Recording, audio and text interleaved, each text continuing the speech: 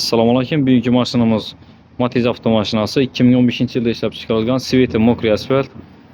Ko'rib turganlaringizdan 4 balon toza, tarakan diskalarda turibdi. Kraskasini keladigan bo'lsa, kolenlarning kraskasi bor. Ko'rib turgan свежий mashin, dik mashin ko'rib turganlaringizdan tonirovka razрешение ham bor. Na. Mashina o'tirib yotgan emas, metan ham bor. Bir qator davraklarni ko'rsatib o'tib ketaman, keyin ichidan ko'ramiz. Свежий mashin, yaxshi tutilgan. Qarab, uning nag'ilcha ko'rmagan mashin. Balonlari ina, toza balonda turibdi. Toza balon qo'yilgan.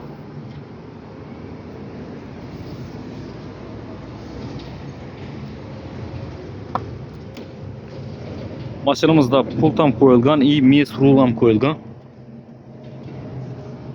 8 variantda duga ham bor bunda.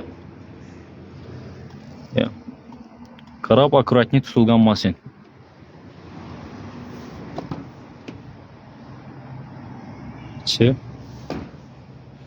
Hozir elde qismini ham ko'ramiz.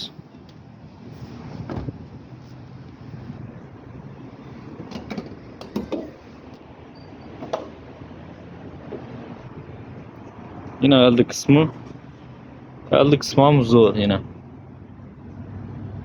Yurtturganlaringiz mashin yaxshi holatda, ideal holatda. Akkumulyatorimiz toza, yaxshi.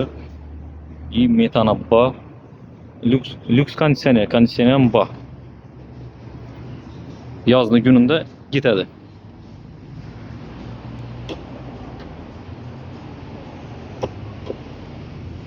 Ko'rib turganlaringiz shu mashin.